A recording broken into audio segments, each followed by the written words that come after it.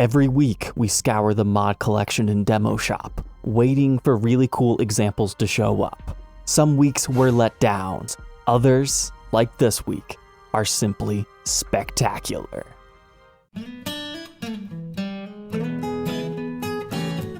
Welcome back, Troglodytes, to your daily dose of guitar information, the Trogly's Guitar Show. The past couple of weeks, they haven't been all that exciting. Sure, they had a couple of unicorns sprinkled in, but this week was phenomenal for both the mod collection and demo shop. Let's get into it, starting with Gibson's website. At the time of recording, here's what we've got left. There's a 57 gold top, kind of some cool 335s and customs. Here's a 355, but let's take a look at my favorites here. This is a 335 in a vintage original spec iced tea finish. It just happened to look quite nice, so I thought we would take a second to really take a look at it.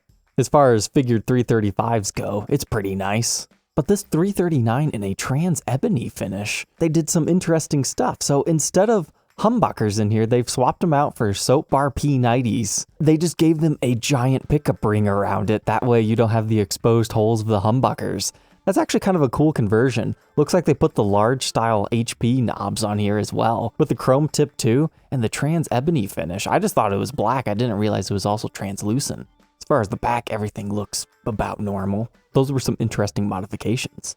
And the last one to catch my eye, currently available, $355. That's not the worst price for one of these things. It's got lots of figuring to it. They put a Bigsby on it, and yes, one of the custom made plaques instead of just capping off the studs. Nice job. They even aged the Bigsby, and you get that fancy tortoiseshell pick guard.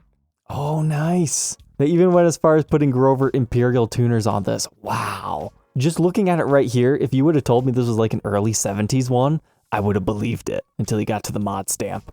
Those were the appetizers. Now let's see what sold. Unfortunately, I wasn't here this week for the update of the mod collection. I was too busy filming B-roll for this week's episodes. And I missed some really cool ones. So the first one was this Les Paul Classic. Now, to be fair, this was still available when I remembered, oh no, that was today. But I thought this one was extra beautiful. I love the wood grain on this. They put the BFG style wooden knobs on here. It's a love it or leave it for the trapeze tailpiece. But the Satin Seafoam finish just works really well for this style of wood grain. So that was a point for coolness, but I was looking for an it factor to make me want to buy it, and unfortunately I did not find it. So I let that one go to someone else. It was the same price as a brand new one.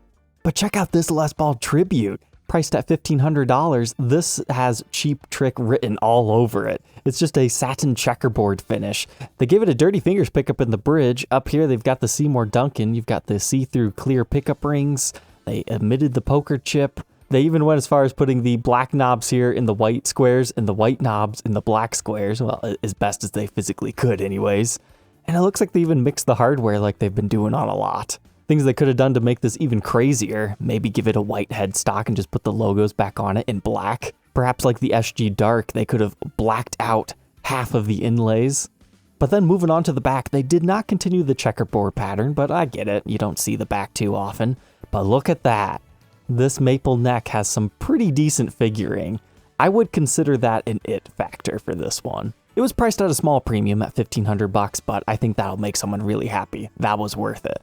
Here was another interesting one, ES335 and what they called Caramel Copperburst. Looking at it, it just reminds me of the Lightburst Epiphone Casinos, but a little bit more lighter than that, almost like it has a white overcoat on top of it. But besides the finish, the most unique attribute about this is they have brass-colored hardware. It's mixed, and then they put nylon saddles on here. At least I think that's what that is. That is quite the interesting combination here, especially with the pickup covers that don't expose the pole pieces. But then you get to the headstock and it's like, I don't like the button-style tuners. They ruined it for me there. But the back had more of the same. Unfortunately, our strap buttons aren't that brass color. That would have been cool.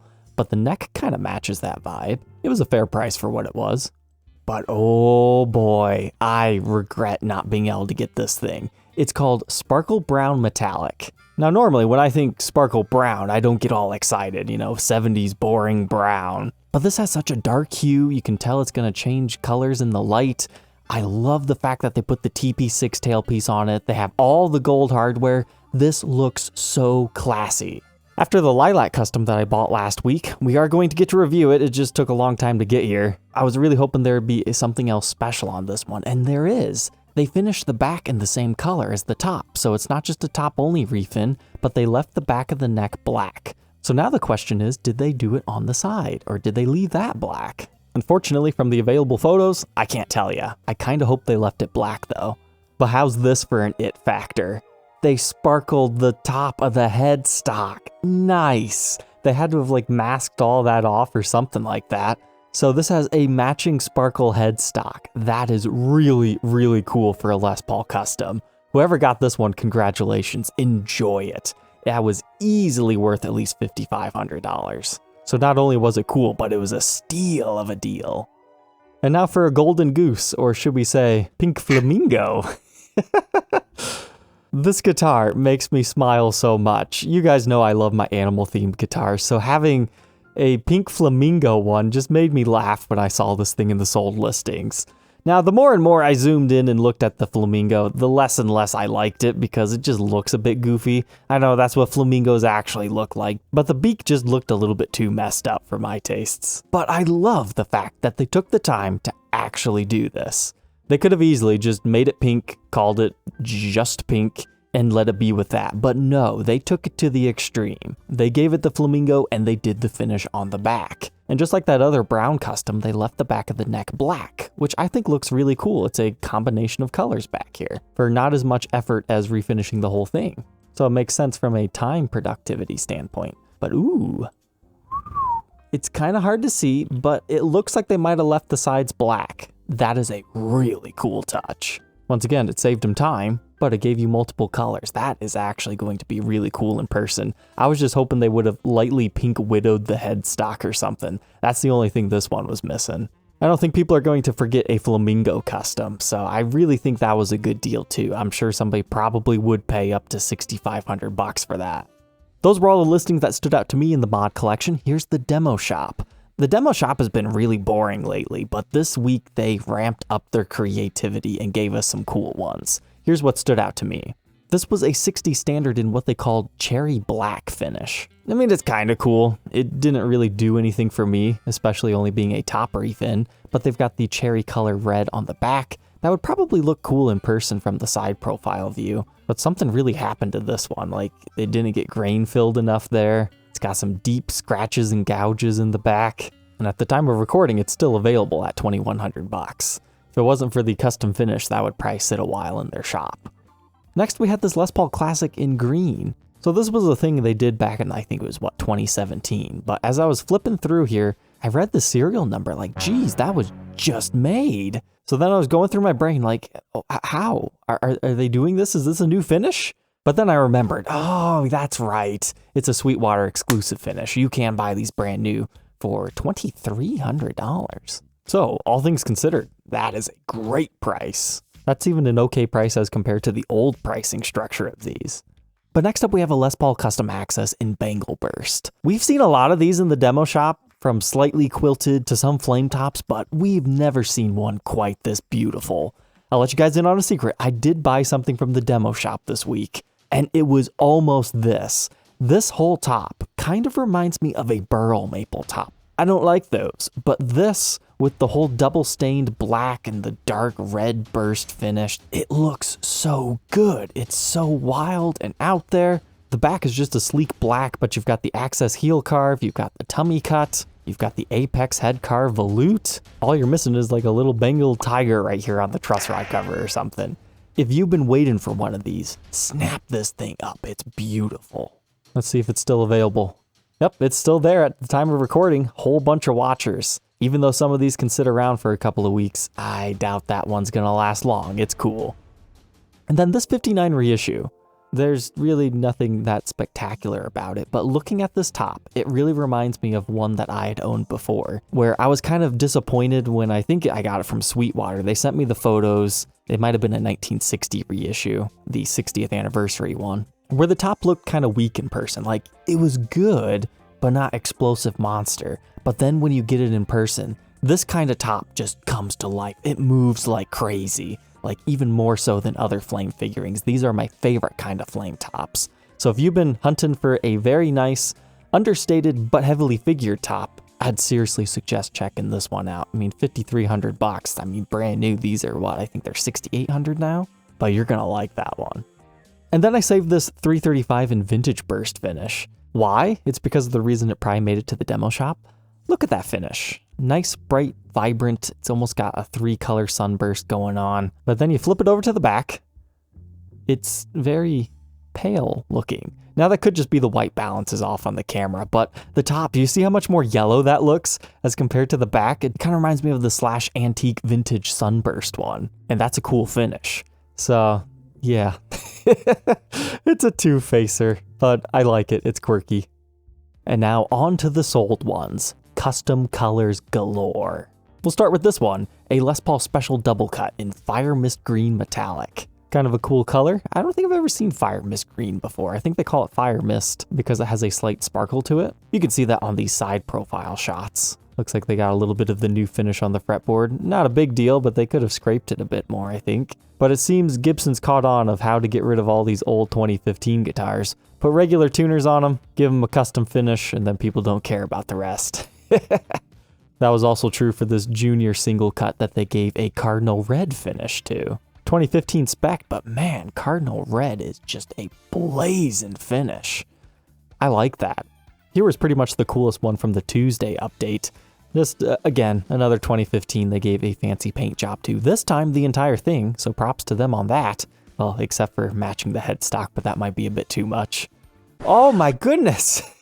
How could you do that, Gibson? They covered over Les Paul! Oh my, that makes me laugh. Never realized that till just right now. So that's the Les Paul that waves at you, the hologram. So we've been noticing some of those have been shrinking and taking the finish along with them. So instead of just removing it, they decided, hey, let's just spray over Mr. Les there. That's funny. I will say this finish does look pretty good. And you've got the limited edition case that are quite nice on these. So if you like 2015 specs, that was an okay price for a full refin. Next, we have another 335 this time, refinished in like a red burst that they're calling Arterial Burst. Okay, it's satin, but the price at $2,400 compared to a regular 335, those are $3,300 now. But you also have to remember, there is a satin model available for a little bit less at $2,800. But even compared to that, you're saving $400 and you get a custom color. Nice. Now, as I was scrolling through this one, it's like, all right, that's kind of interesting. I would have preferred just a normal teardrop shape. This whole perimeter burst job really kind of reminds me of the Billy Joe ES137. It's got very similar vibes, but they took the time to do it on the back of the body too. And then, ooh, what is this? Headstock looks normal up here, okay. But the back, nice. Stinger Central. What a cool one. But as you go through here, the satin finish, it doesn't appear to have been applied the best. There's some bad locations on it. But this is one of the coolest 335s that's crossed the shop in quite some time. They even have that dark heel, so it's almost like you have a burst on the neck, but instead they top it off with the stinger. We're on the home stretch, 4 more cool ones to talk about. The SG Standard in olive drab green. So if you're a fan of this series, we've seen a lot of these. This comes from the Chicago Music Exchange exclusive SG run. They have this olive drab green finish. What makes this one interesting is they swapped out the bridge humbucker for a P90. I would like to see them do it the opposite way. Now it'll look kind of goofy having a dog ear P90 up here and then a humbucker in the bridge, but that's what I like. P90s in the neck are awesome. Sometimes you need that little bit more bite of a humbucker in the bridge though. But take a look at these tiny knobs. They look so out of place with everything else being so jumbo. And then we even had another double neck this week. I'm surprised these demo shop and mod collection double necks sell. Granted, this is a lot cheaper than a brand new one now. This was the one guitar that went up the highest in price at the new price increases. But I like the custom truss rod covers, and I guess you don't see them in white too often, so somebody probably picked this up for their collection, because not a lot of people actually gig these things. I'd say there's more collectors than players of these. And the last one to talk about today is a prototype showed up again. Another one of these ES275 Thinline prototypes, but they did it in transparent indigo burst. That is a tasty finish. Very similar to Blueberry Burst, but without the purple edge at the top. We've got the 3-ply binding. I actually reviewed one of these prototypes before. I think mine was a red color. You can check out the review and demo here. The guy who purchased this, he sent me a message that he was the one that got it. He's like, yeah, I know I paid a bit too much, but it was a cool finish. It was a prototype. Why not? And to that, I say, honestly, I think he paid a fair price. If I remember correctly, the demo shop used to sell these for about $2,500, the prototypes, but then they started to wisen up. And I think I sold mine for like 35 or 4,000, something like that. So all things considered, with this finish, there might be a little bit of meat on the bone left on that. I think you got a better deal than you were giving yourself credit for there, man. At the end of the day though, ES275s, they're fantastic. I love these things. They might not look like the normal guitar that I would go for, but I remember really enjoying mine. All right, Troglodytes, I hope you enjoyed the Demo Shop Mod Collection recap this week. Don't forget to like, comment, and subscribe, and we will catch you tomorrow for a very, very special edition, weekend special 2-parter episode. It's time I tell you guys the Snake Pit story. And then on Sunday, we're gonna throw it on the workbench, tear it apart, and find out what it actually is. So make sure you subscribe so you don't miss these uploads. It's gonna be at 7 p.m. Eastern Standard Time, but you might forget. All right, take care.